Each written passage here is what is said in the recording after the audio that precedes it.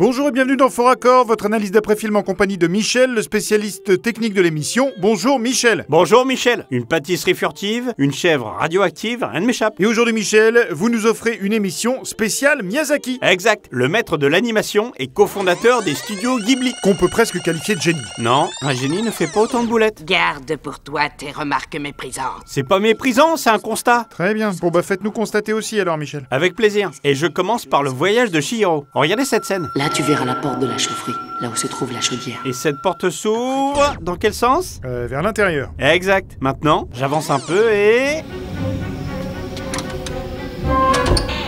Et maintenant? Ah bien vu, ouais, elle s'ouvre vers l'extérieur. Mais ça existe pas les portes qui s'ouvrent dans les deux sens? Il y a bien certaines portes de douche, mais des portes en fonte, jamais vu. Continuons avec cette scène. Je vous laisse me dire ce qui vous paraît anormal. Mais il faut que je voie le vieux Kamaji.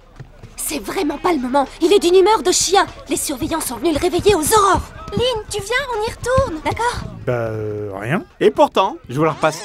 Mais il faut que je voie le vieux Kamaji. Regardez bien ici, en bas, à gauche. Ah oui, ça y est, les personnages sont figés, ils ont oublié de les animer. Ou alors c'est de la flemme. Ils se sont dit, personne ne remarquera ça. Mais ils connaissent pas encore Michel au Japon. Je t'ordonne de te taire. Jamais. La liberté d'expression, c'est sacré par chez nous. Et si j'ai envie, je peux même dire que dans cette scène, on voit bien 2 rangées de carrelage gris. Ici et ici. Oui, d'accord. Et pourtant, si j'avance un peu... Allons, remets-moi ce dragon, je te prie. Qu'est-ce que vous allez en faire? Pause. Ah oui, le tapis recouvre la deuxième rangée de carrelage. Et maintenant qu'on a vu disparaître du carrelage, je vais vous proposer de voir apparaître un gâteau. Vous remarquerez que la gamine a juste une tasse devant elle. Oui, effectivement. Quand soudain... C'est la première loi de cet univers. Ah oui, là d'accord, oui, on se demande d'où sort ce gros morceau de gâteau là. Je refais lecture et... Quant à tes pauvres parents ou ton petit ami le dragon, toi seul peux les sauver. Mais est-ce que vous pourriez au moins me dire comment faire? Je me doutais que vous alliez me dire qu'il avait disparu. Mais vous ne vous doutiez pas que... Connu autrefois il y a très longtemps. Alors ça devrait être plus facile. Le cake allait réapparaître. Si. Ah bon? Bah oui. Mais comment vous le saviez? Mais Michel, on a fait plus de 300 émissions, c'est pas la première fois que vous montrez un truc qui apparaît et qui disparaît, et qui apparaît et qui disparaît. Mais c'est la première fois que je le montre comme ça. Bah non. Vous êtes sûr? J'ai pas le temps, je suis pressée, excusez-moi. Désolé pour le retard, je passe à Princesse Mononoke. Et sans vouloir dire que c'est bourré de problèmes, ce qu'on peut trouver est quand même de taille. Bon, faites pas de teasing, Michel, laissez-nous juger par nous-mêmes. D'accord, regardez cette scène.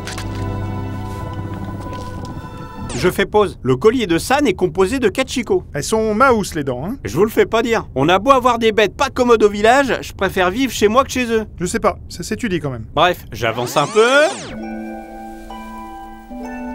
Le collier n'est plus composé que de 3 dents. Ah oui, grosse boulette là. Et ça n'arrête plus de changer. J'avance un peu. 4 dents. Une vingtaine de minutes plus tard. 3 dents. Puis, plan suivant.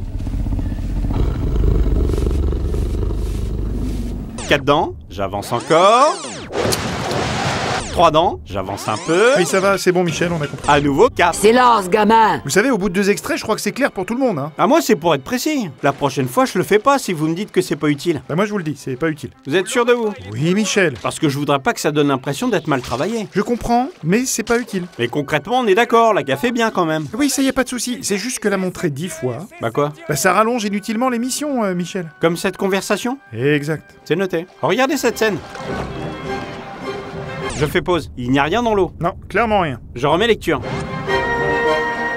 Attention. Pause. Bah, il sort d'où ce Maccabée? C'est ce que j'allais vous demander. N'avais encore jamais vu ça. Et on termine cette émission spéciale Miyazaki avec mon voisin Totoro, hein Michel? Et c'est parti pour une petite sélection à en piquer des canetons. On dit pas piquer des hannetons, Michel. Si vous préférez. Je préfère pas, c'est une expression. D'accord. Regardez bien cette scène. Papa s'est trompé de route, on a été obligé de revenir sur nos pas. Ça alors? Tu es là, Satsuki? Ah oui, là j'ai vu là, c'est énorme. La petite se fige. Exact. Je la repasse pour ceux qui n'ont pas vu. Papa s'est trompé de route, on a été obligé de revenir sur nos pas. Ça alors? On pourrait croire que la gamine nous a fait un AVC. Alors, ça vous plaît les enfants? C'est formidable. Ouais, formidable. Et j'ai pas fini. Exercice de maths. Dans cette scène, Mai dessine des cheveux à son Totoro.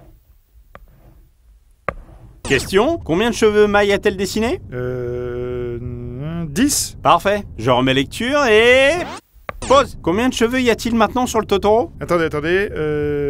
Ah, plus que 7 cheveux, il en manque 3. Ouais. Je suis heureuse de savoir que vous avez la chance de les voir. La chance, j'en ai pas eu pour les cheveux, mais également pour ce parapluie. Je vous laisse regarder. Un petit détail qui n'échappera pas à votre regard aiguisé, Michel.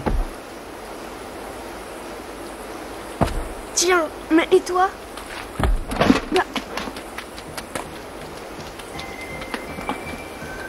Ah, j'ai trouvé. Repassez là. D'accord.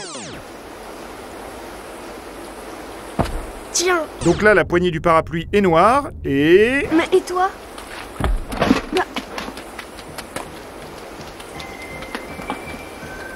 Elle est devenue blanche. Vous m'épaterez toujours. Je termine avec cette scène.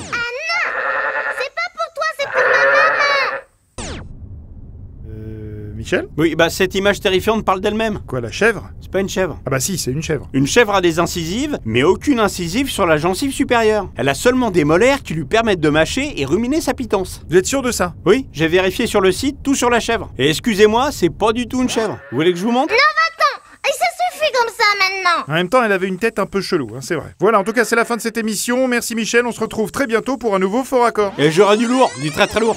Michel, vous avez vraiment bien vérifié pour la chèvre? J'ai pas envie qu'on se fasse allumer sur les réseaux sociaux. Je vous le dis. Et en plus du site internet, j'ai demandé à mon ami Francis. Il m'a dit que c'était vrai. Votre pote là, il est éleveur de chèvres? Non, marchand d'armes. Vous avez un ami marchand d'armes? Ami, c'est un bien grand mot. Disons qu'on se connaît. Des fois, on se fait une partie de pêche au C4. Michel, je vous avais déjà demandé s'il y avait un seul truc normal dans votre vie. Oui. Et vous m'aviez répondu quoi déjà? J'avais dit non, je crois. Bref, Francis, il a eu une chèvre longtemps quand il était à la Légion étrangère. Il y était très attaché. Il l'emmenait avec lui partout. Donc on peut lui faire confiance.